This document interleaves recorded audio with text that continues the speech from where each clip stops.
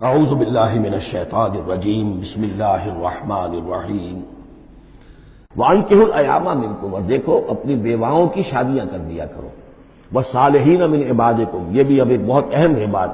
ہندوانہ ہمارا معاشرہ جو ہے وہ بیوہ کی شادی جو ہے وہ تو جائز بھی نہیں سمجھتا، یا بہت ہی یوں سمجھیے کہ اس کے نزدیک بہت ہی ناپسندیدہ بات ہے، اور ہمارے ہاں بھی یہ ہو گیا ہے۔ حالانکہ یہاں حکم ہے انکحوا الایام منکم، بیواؤں کی شادیاں کر دیا کرو، والصالحین من عبادکم و امائکم، اور تمہاری جو بانیاں ہوں، غلام ہوں، ان میں سے بھی جو سمجھدار ہوں، جن کے کردار کے بارے میں تمہیں اعتماد ہو، ان کی بھی شادیاں کر دیا کرو۔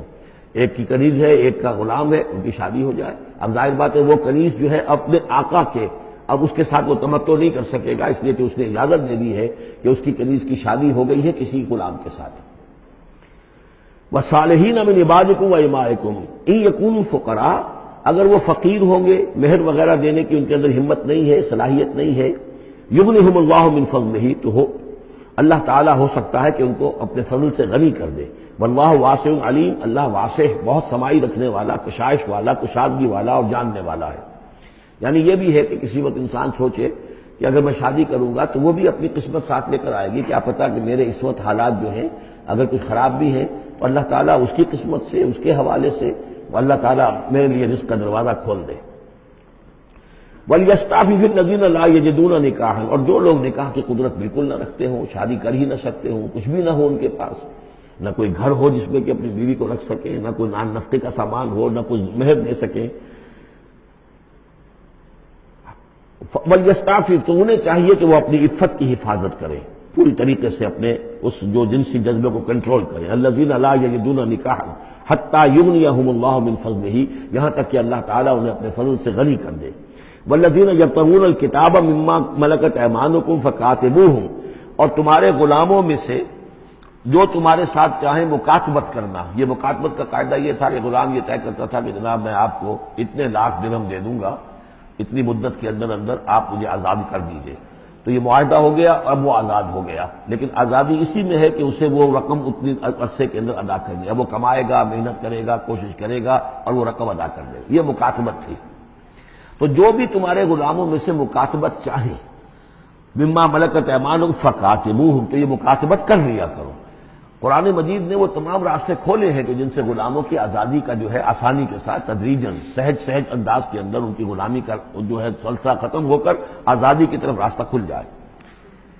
فَقَاتِبُوهُمْ إِنْ عَلِمْتُمْ فِيهِمْ خَيْرًا، اگر تم دیکھ رہے ہو ان کے اندر کہ خیر ہے، بھلائی ہے، واقعتاً یہ شخص پہ اعتماد کیا جا سکتا ہے، یہ بھاگ نہیں جائے گا اور یہ جو بھی کرنا چاہ رہا ہے معاہدہ اس کو پورا کرنے کی اس کی نیت ہے۔ وَآتُوهُمْ مِنْ مَالِ اللَّهِ الَّذِي آتَاكُمْ، پھر ایسے لوگوں کو جنہوں نے مکاتبت کی ہو تم بھی مال دیا کرو، جو اللہ کا مال تمہارے پاس اللہ نے تمہیں دیا ہے، یعنی لوگ مدد بھی کریں اس کی، تاکہ وہ اپنی اس رقم کو جلد از جلد ادا کر کے اور وہ پھر آزاد ہو جائے۔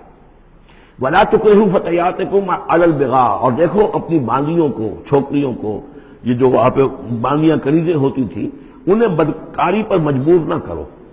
ان اردنا تحسنا، اگر وہ چاہیں کہ وہ پاک دامن رہیں، وہ کسی قلعے میں رہیں، اور ان سے چونکہ یہ بھی رواج وہاں تھا، ان باندیوں سے پھر وہ پیشہ کراتے تھے۔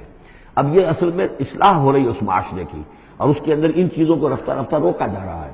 جیسے سورہ نساء میں آیا تھا، ایسا بھی ہوتا تھا کہ باپ کی بیویاں جو ہیں، اپنی جو سوتیلی مائیں ہیں، انہیں اپنے گھر میں ڈال دیا، لیکن یہ ساری چیزیں رفتہ رفتہ ایک ایک کر کے پھر ان کی بندش ہوئی ہے، تو وہ اپنی لونڈیوں سے پیشہ کراتے تھے اور کمائی خود کھاتے تھے۔ تو فرمایا یہ بہت غلط ہے، لِتَبْتَغُوا عَرَضَ الْحَیَاۃِ الدُّنْیَا، تاکہ تم حاصل کرو دنیا کی زندگی کا سامان۔ وَمَن یکرہہن فإن اللہ من بعد اکراہہن غفور رحیم، اور اگر کوئی ان کو مجبور کرے گا اس کام کے لیے تو اللہ تعالیٰ ان کی اس مجبوری کی بنا پر ان کے حق میں غفور اور رحیم ہوگا۔ تم پر وبال آئے گا، جو کام یہ غلط کروائے گا وبال اس پر آئے گا۔ اگر وہ خود جو ہے مجبوراً کر رہی ہے اور وہ اس کے لیے ذہناً تیار نہیں ہے تو بہرحال اللہ اس کے حق میں غفور اور رحیم ہوگا۔